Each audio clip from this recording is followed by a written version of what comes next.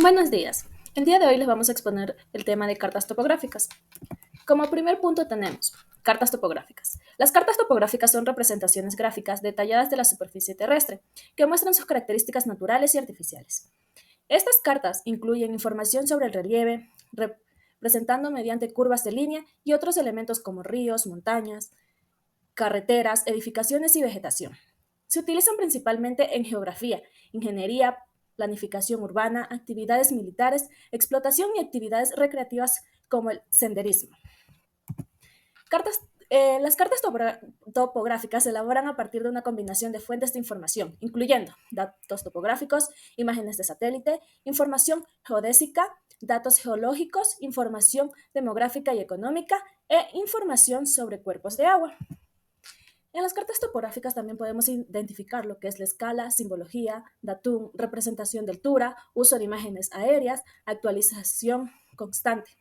En lo que es la escala, solemos tener una escala de 1 a 24.000 o de 1 a 50.000. Simbología. Usualmente lo utilizamos para representar diferentes características del terreno, como montañas, ríos, carreteras y poblaciones. Datum. Sistema de referencia que se utiliza para medir las posiciones en la Tierra. Representación de altura. Se representa mediante contornos que indican diferentes niveles de elevación en el terreno. Uso de imágenes aéreas. Se representa mediante contornos que indican diferentes niveles de elevación en el terreno. Actualización constante. Las cartas deben actualizarse constantemente para reflejar los cambios en el terreno, como la construcción de nuevas carreteras o la eliminación de bosques. Sistemas geográficos de referencia. Es indispensable para la correcta ubicación de los elementos que aparecen sobre el mapa, coordenadas geográficas, por ende se necesita de un sistema tridimensional de coordenadas, latitud, longitud y altitud, como lo podemos ver en el gráfico. Latitud. Latitud es la distancia angular a que se halla un punto al norte o sur del Ecuador. Paralelos. Círculos alrededor de la Tierra, paralelos al Ecuador.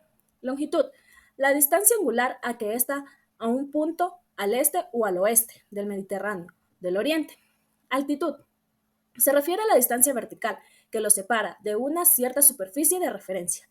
Y meridianos, los círculos que van de polo a polo, como podemos visualizar en la imagen que tenemos a continuación. Sistemas de proyección cartográficas. Debido a que la forma de la Tierra es semejante a la de un elipsoide, se recurre a la proyección de los elementos que aparecen sobre la Tierra mediante la ayuda de una figura geométrica que permita trasladar la superficie terrestre a una superficie plana, como el cono y el cilindro.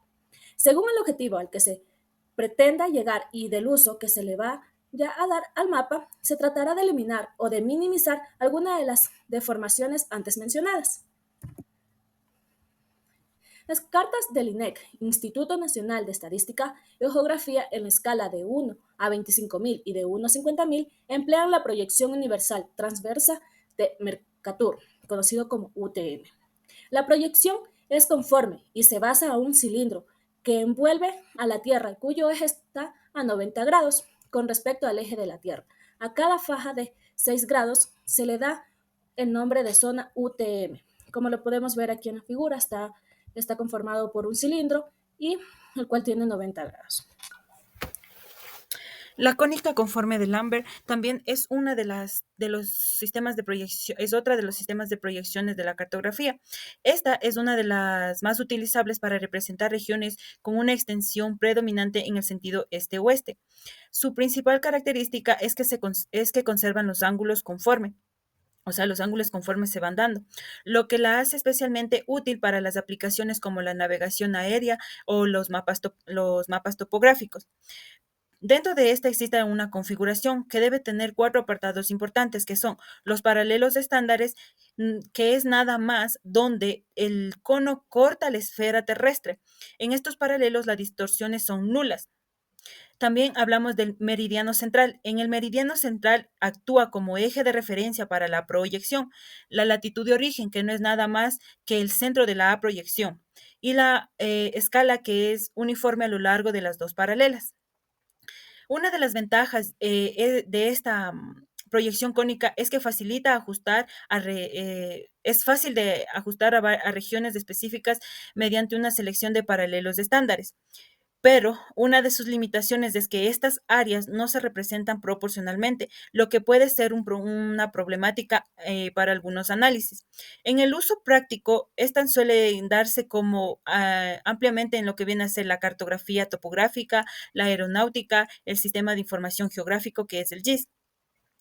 Ahora hablemos de em, Ahora hablemos de la escala de representación. La escala de representación es un factor que define el nivel de detalle con el que se representa el terreno en un mapa. Esta escala indica la representación proporcional entre las dimensiones en el mapa y las dimensiones reales en el terreno. Para hacer más entendible que no es nada más que una representación o una razón matemática, vamos a tomar el ejemplo que se encuentra aquí, que dice 1, o sea, comúnmente lo podemos leer como 1, 2.50.000, pero el primer número, que en este caso 1, representa la unidad del mapa y 50.000 representa la cantidad o cuántas unidades reales en el terreno corresponde a esta unidad. En pocas palabras podemos decir, un centímetro en el mapa equivalente a 50.000 centímetros en el terreno. Perdón. Eso. También hablemos lo que viene a ser la simbología. La simbología no es nada más que una carta que no tiene la riqueza de... Una carta sabemos que no tiene la riqueza de información y fidelidad como puede ser en una fotografía aérea, ya que son los objetivos de cada carta que se definen o que se va a representar en cada una de ellas. Y en consecuencia a esto, la información que se transmite tiene que ser procesada, tiene que pasar por un proceso de selección. Para ello es importante que se realice en un tamaño mucho menor a la superficie que se representa, pero a su vez que se vaya conservando la relación entre las magnitudes del dibujo y las reales, que en este caso es el terreno. Para proporcionar unidades de medidas de longitud tenemos la siguiente tabla que va desde los kilómetros hasta los milímetros. También hablemos de lo que viene a ser la clasificación de la carta topográfica, de la cartografía según diversos criterios. Por su escala. Por su escala tenemos escala grande, escala pequeña, diré escala mediana y escala pequeña o chica. La escala grande va entre este rango que va en un mapa, hay 200 unidades reales en el terreno, 225.000 unidades reales en el terreno. Esta representa para áreas pequeñas con gran detalle, como pueden ser los planos urbanos, los mapas catastrales. En ese caso, en la escala mediana va desde este rango a este rango, que no es nada más entre la relación entre el detalle y el área cubierta, como pueden ser los mapas regionales. Y para hablar de las pequeñas escalas, no es nada más que representación de grandes áreas con menor detalle. Estas suelen darse en los mapas de los países o de los continentales. También hablamos sobre según el contenido, ya sea como, por ejemplo, aquí tenemos la carta planimétrica, que esta carece toda la información altimétrica. La carta topográfica, que en cambio contiene información plana y altimétrica. Y la carta en relieve. La carta en relieve va entre la confección, que suele ser confeccionado en plástico o en forma tridimensional. La fotocarta en relieve, las cartas locales, la carta especial, todas estas suelen ser parte de la clasificación de la cartografía en el caso de que es por el contenido o la forma del terreno, digamos en este caso. Por último, les voy a hablar sobre la metodología de elaboración. En esta metodología de elaboración existen dos tipos de cartas topográficas, por ende, dos formas diferentes de elaborarse pueden ser las básicas o las que son derivadas por la cartografía, que son aquellas que se obtiene a partir de fotografías aéreas o rasgos en campo o obtención de toponimia, que es la recolección de nombres en el campo.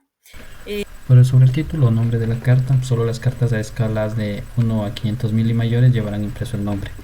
Como en este ejemplo que nosotros tenemos aquí, en esta imagen podemos ver que la carta topográfica de la República de Argentina se refiere a Sierra del Tandil de Buenos Aires. También vamos a encontrar lo que son hechos humanos. En este tipo de hechos vamos a encontrar lo que son ciudades, pueblos, villas, colonias, caseríos. Vamos a encontrar también puertos, aeropuertos, estaciones férreas y muchas cosas más.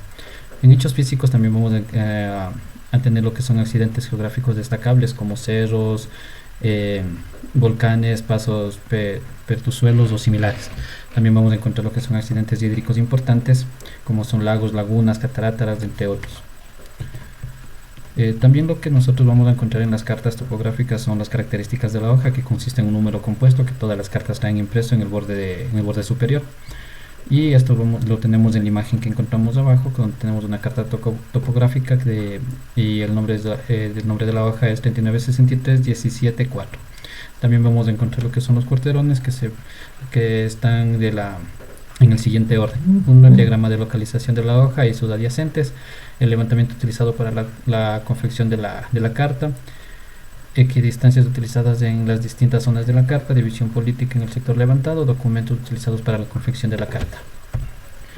En lo que es el relieve, en las cartas topográficas se suele representar los relieves por medio de curvas de nivel. Como podemos observar en nuestra imagen, las curvas de nivel están representadas por unos cortes de nuestra montaña, siendo el pico o la parte más elevada el punto más pequeño y la base va a ser el punto más grande, dándonos como una representación de curvas de nivel dentro de una carta topográfica la última imagen. También vamos a encontrar símbolos convencionales que nos van a referir a lugares poblados como zonas con edificios, caminos que van a tener carreteras, autopistas, ferrocarriles con vías normales o vías estrechas, relieves que son las curvas de nivel de índices, montañas, depresiones, todo ese tipo de cosas.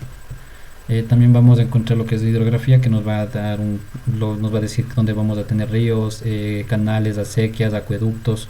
En vegetación vamos a tener bosques, matorrales, terrenos de cultivo, entre otros. Y vamos a tener las diferentes representaciones gráficas de cada uno de esos. Eso es lo que vamos a encontrar en nuestra carta topográfica.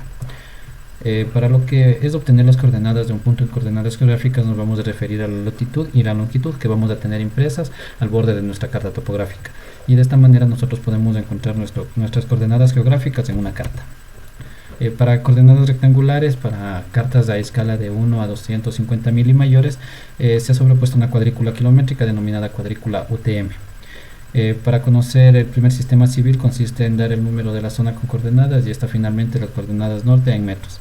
Y el método militar resulta más fácil y rápido, que ubica puntos y hace referencia en ellos. Consiste en un número par de dígitos cuya primera mitad da el valor en este y el resto nos proporciona las coordenadas en el norte.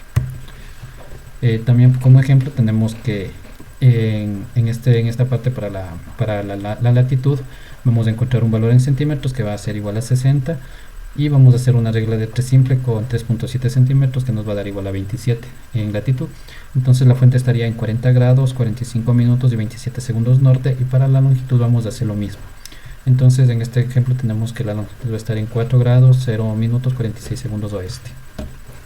Para determinar las curvas de nivel de un punto, se calcula a partir de las curvas de nivel, va haciendo una sumatoria simple desde la altura inferior hasta la altura superior. Y de esta manera vamos a encontrar un aproximado de nuestra altura en el punto en el que nos encontramos. Determinación de la altura de un punto. Nosotros nos vamos a guiar respecto a las curvas de nivel, en donde líneas próximas o cercanas nos representan una mayor pendiente y diferentes curvas de nivel, en este caso separadas con mayor distancia, nos representan una menor pendiente. Una forma de determinar la altura de un punto es a partir de evaluar o sumar la curva de nivel inferior, es decir, la de menor altura o más cercana al punto en cuestión, el valor de la mitad de la equidistancia que existe entre ella y el del siguiente nivel, es decir, la de mayor altura, para lo cual nos basamos en el siguiente ejemplo. Entonces nosotros vamos a tener una curva de nivel inferior y una curva de nivel superior. El punto a analizar va a estar en medio de estas dos curvas de nivel. Entonces nosotros vamos a sumar un punto equidistante respecto a las curvas de nivel. En este caso, para hacer un dato más preciso o más real, nosotros vamos a guiar de la siguiente fórmula, en donde la cota del punto, es decir, el punto de análisis, va a estar dado por la siguiente expresión, donde la cota inferior se le suma la equidistancia que multiplica a la distancia entre el límite inferior y el punto sobre la distancia entre la cota inferior y superior. La equidistancia viene dada por la cota superior menos la cota inferior, y donde la equidistancia entre estos dos puntos es igual a 20 metros. La cota del punto, entonces la tenemos en 2.968.59 metros sobre el nivel del mar.